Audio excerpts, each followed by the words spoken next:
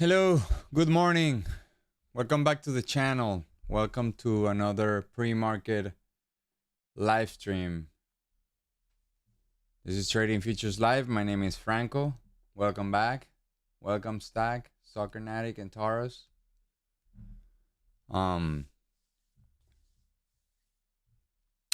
Let's jump right into the content. Let's jump right into the pre-market screen, right?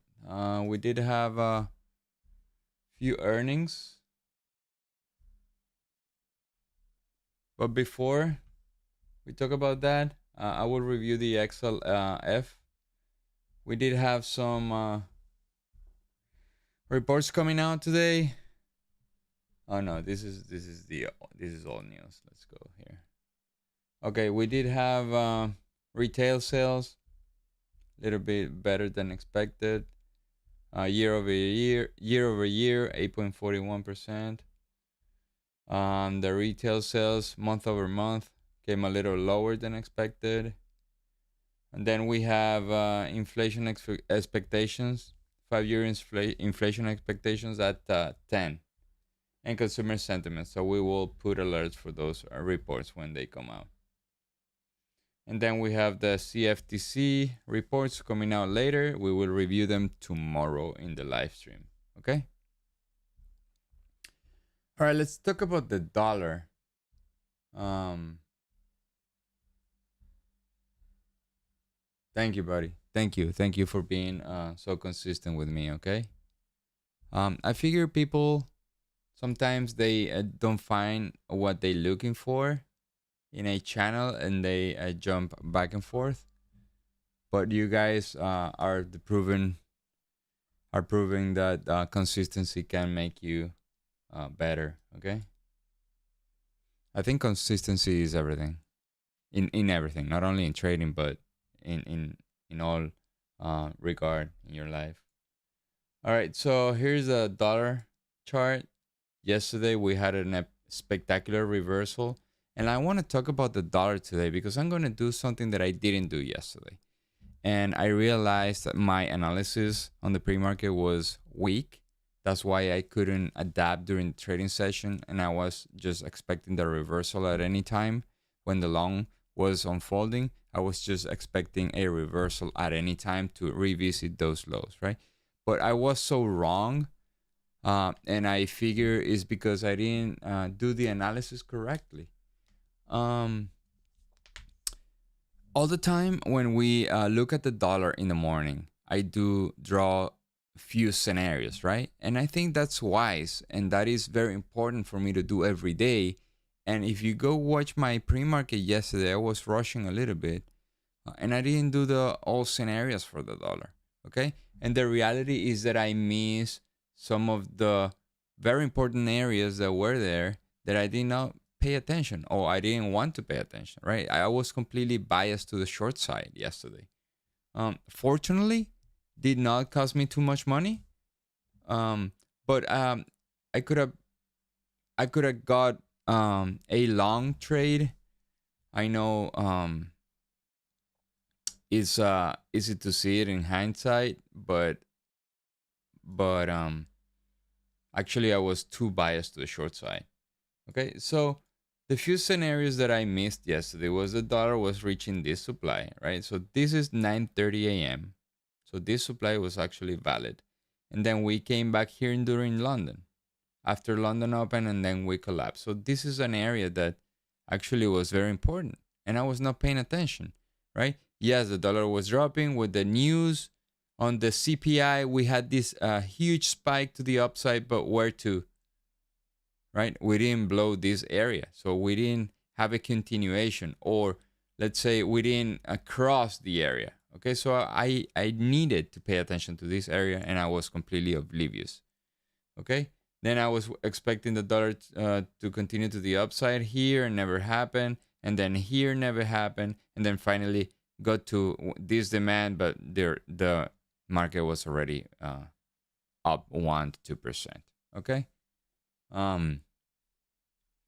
So my lesson from yesterday is, all right, you need to have the scenarios ready in the dollar, right? Because the dollar is the one that is telling you what's going on in the overall market. So I do have few scenarios today. Okay. Here is 3 in the morning.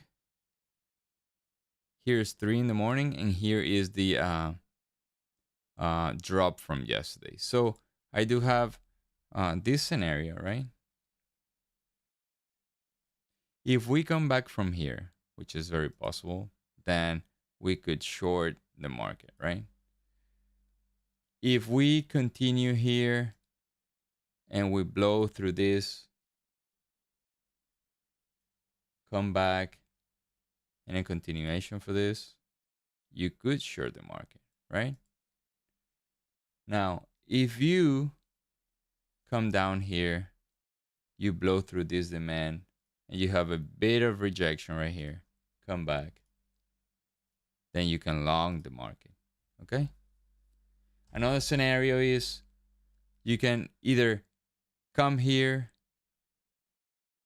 let's put this scenario, right? Come here and come back from here, okay? For a continuation, right? Those few scenarios are important for me to have on hand every time I'm watching the dollar, because I want to see what is the environment and what environment are we trading in, okay? Yesterday, I was completely biased to the short side. That doesn't mean that I'm gonna quote unquote guess what the market is gonna do every day. And certainly yesterday I didn't. I couldn't execute correctly either. But I think I didn't do the work. I didn't do the job yesterday. I didn't do the analysis correctly, right? I was just completely biased because of the report. And I think that's a very important day for me yesterday, so I can learn from it. And just stick to the technicals. Stick to the what is really important here. What is the market doing when I'm trading? Okay. All right, let's move on. A spectacular reversal yesterday too on rates, on yields, right? So the 10-year yield was up to 4.02, sorry, 4.08, right? And then we came back yesterday to we managed to close below 4%. Okay. Now today we're dropping. We haven't broken yesterday's low, which is a very sensitive point. I will be looking for a reversal here. If we happen to break and we have a comeback on a lower time frame to this low from this yesterday's low, then I will expect more downside, right? As of right now, I see it overextended. The ATR is more or less already reached, and we have this previous supply right now putting some buying pressure right here. Okay, this is a 10-year yield. The VIX, another spectacular turnaround. Well, the VIX never was really bullish yesterday. It was not going up. It was always a flat, right? And I figure if people were selling a lot of puts, institutions have to offset that risk, right? They have to buy stock in order to offset that risk. And I think that's what's happening here. We had a lot of people selling puts, and institutions or brokers probably had to cover those to offset the risk of people selling a lot of puts. And then we had a collapse on the VIX, and institutions buying either futures to hedge or the actual stock. So we don't know what happened, but what we could see is that we had a spectacular comeback yesterday. Okay, -3%, +2%, 5% swing on the more than 5% swing on the NQ futures. So for now, my demand right here is the 2870. I think at this time, if we come back to this level, most likely we're going to just cross over here to the lower levels, right? If we If we hold this gap, we just filled the gap yesterday. If we hold this candle right here, let's go to the lower time frame to see if we can find something interesting. So we have here 2 in the afternoon. Yeah. This might be something right here, right? Let's see when we get to 30 what happens to the VIX. But as of this, right now, I'm just thinking that the VIX will probably come back to these 2870 levels, either today or next week. For those who trade CL, I know Soccernatic do. My demand here yesterday was very, very effective. Now we're getting back to lower levels. Now, this sell area didn't work at all. I think the same way that the um, this demand didn't work. I mean, it worked partially, right? Here we did have some upside from yesterday. I don't know how much from 85 to 89, probably 6%. At this point, CL do have some demand right here, right? Remember, the overall trend on CL is not to the upside. The daily trend is to the downside. So I might be thinking about this area, right? Right here, 86.48. But the best area is, again, 85.57, okay? This was This was a formation that was created as a consequence of this move up. Okay.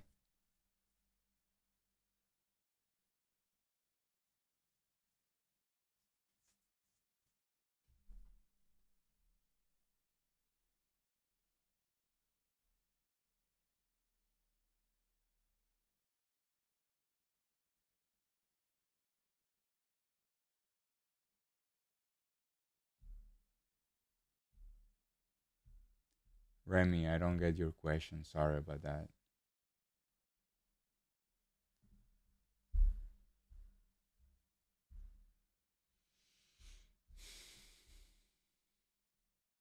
I don't use Fibonacci's though.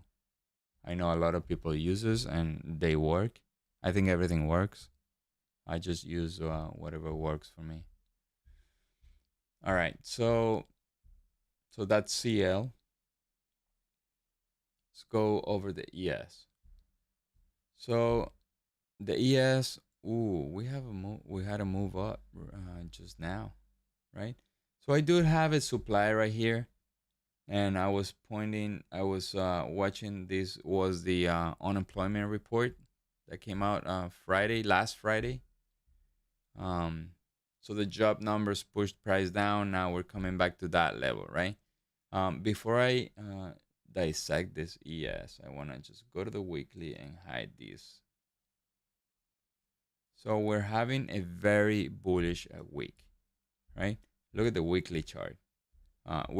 We came back and we discovered new lows here, levels from September and February.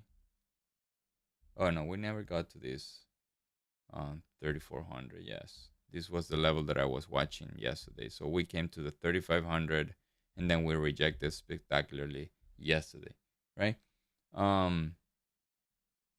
So we're in a very bullish week, right? Do I think this is gonna close like this? We might even go higher, right? Now we haven't even tested the highs from last week. That's very important. We need to pay attention to that. And right now we are in the supply from last Friday when the job report came out. Actually, the white line is the point where I was paying attention to. I wanted to, but after the open, right here we have a double top and then a breakout to the downside, and we just tapped it. Okay, these two. So again, yesterday I was overly bearish. I don't want to be overly bullish today. So my bias, I want to have more like a neutral bias. Okay. Yes, I understand. Yesterday was a very important um, movement. Okay, so my long has to be right here, 36.45 around this area, and see if the price action just behaves correctly for me to engage into the long side. Okay, let's go to a lower time frame. Lower time frame, I do have this, but everything starts here at 45. If I want to be more like trying to be more precise, I could say that this is, and let me get rid of this demand. I would say like this will be one perfect spot, okay, for me to trade 36.23, 3/4. That is the ES.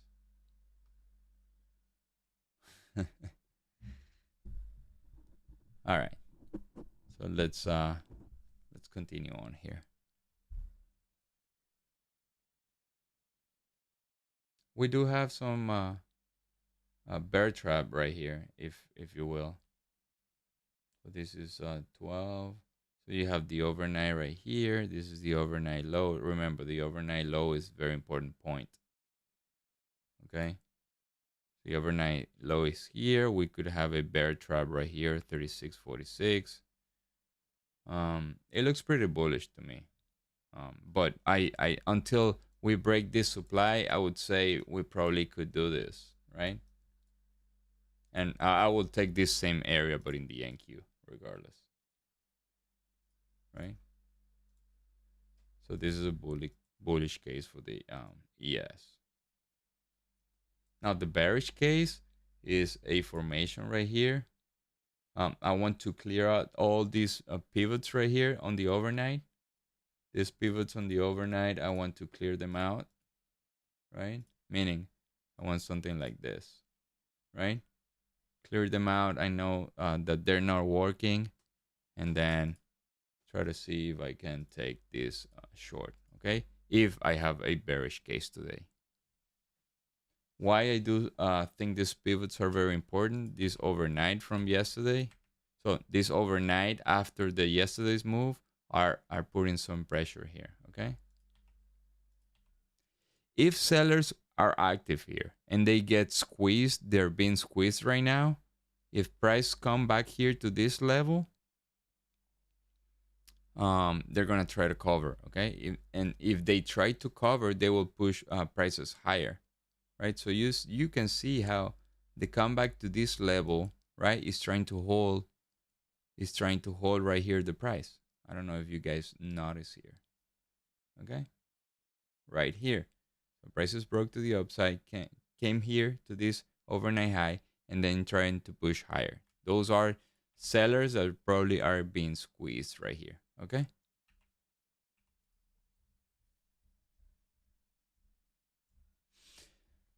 I would say we might have a breakout to the upside opportunity if this supply was not there, okay? If I didn't have this high quality supply, I would attempt the breakout to the long side. But I do have this supply, so one thing that I could do is just wait for it to be broken and then a continuation. I know I'm repeating this thing twice, but that's one thing that I'm planning to do, okay? On the long case. All right, let's go to the NQ. Basically same scenario. Let me get rid of this. Let's go to the weekly chart. I want you to see the weekly. Now the ES has a better like weekly chart, right? We're closer to the last week high on the ES. The NQ has a little bit less bullish, even though it's a very spectacular comeback. We were dropping big time during the week. We recovered 700 points just yesterday, between yesterday and today. Okay, so but we still haven't reached nowhere near last week highs. All right, so let's put here and let's go to the lower time frame.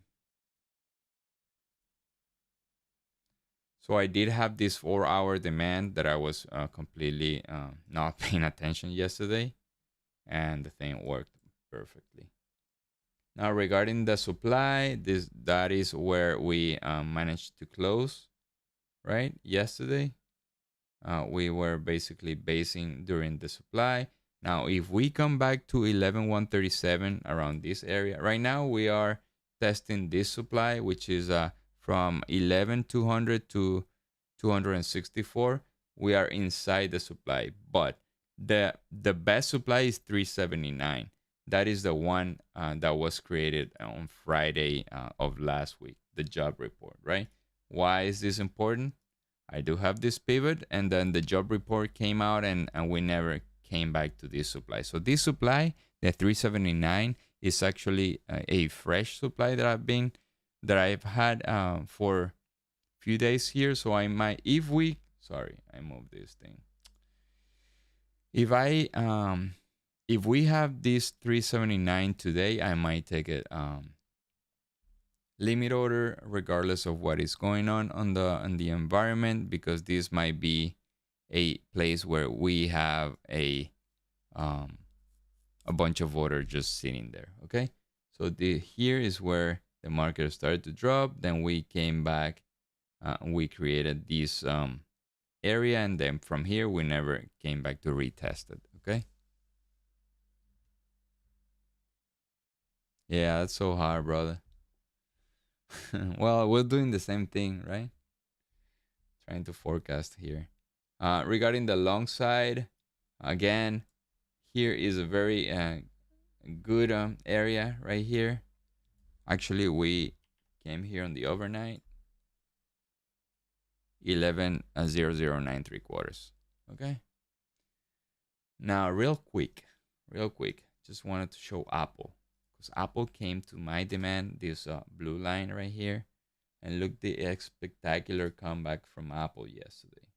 And I know a lot of people don't look at stocks, but I like to see them because they drive the futures, right? Futures is the derivative from whatever happens in New York, right? So we had this double, sort of double bottom in May, in June, and Apple came to this area right here, and look at that spectacular comeback yesterday, engulfing 1, 2, 3, 4 days. Okay, now we're gapping up on the pre-market. Still, we haven't broken the trend line on the daily, so I'm not very excited about the long still. Okay, yet, sorry. I'm not very excited about the long to have a continuation to the upside until we break this trend line. Okay, at least on Apple. Remember, Apple has a lot of influence in the market. Now we are in earnings seasons. The earnings come out on the 27th. So let's see where Apple is when the earnings come out. Okay. Let's go to the financials, right? Because financials had again, all the entire market was up yesterday. Okay, and we're gapping up after uh I think Chase and other big banks reported today. There's not much of a move, but they're not gapping up too much. But look, we had this engulfing candle yesterday. Now the supply is right here. Let's see if we can manage to come to this area. Okay, 32. We're close to there. So I'm gonna put an alert if this thing comes to this. I want to be notified.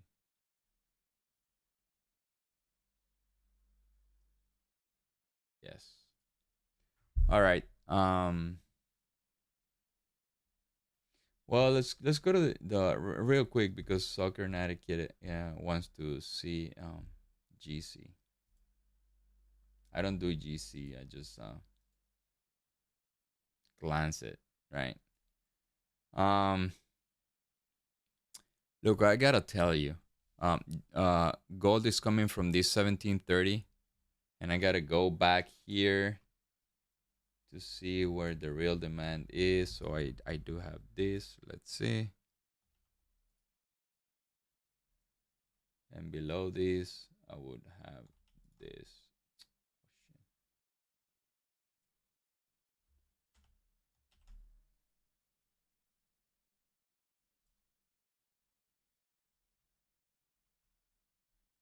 Look, I gotta tell you, Sokernatic, I am not very bullish on gold, but the only I'm not very bullish on gold, not in the short term, but in the long term. I think the dollar has more room to continue to the upside. While the dollar is being squeezed, I think gold will suffer. Okay, until we hit a rock bottom and the dollar, the Fed pivots, and then we have a completely shift in the environment right now. And then gold will start to continue to the upside.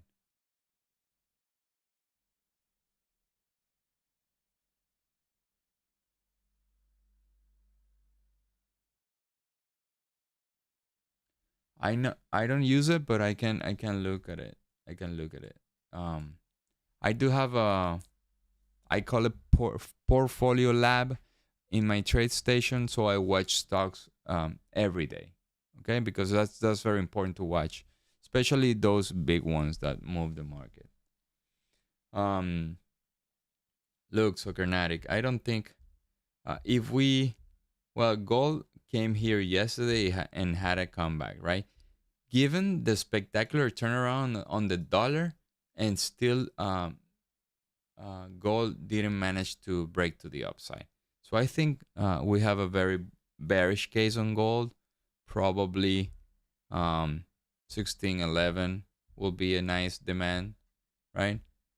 But we're just having a downtrend, all bear flags, like comebacks, it drops, it comebacks and it drops, comebacks and it drops, comebacks and it drops until it changes. I think we do have a nice trend line right here on the daily. Okay.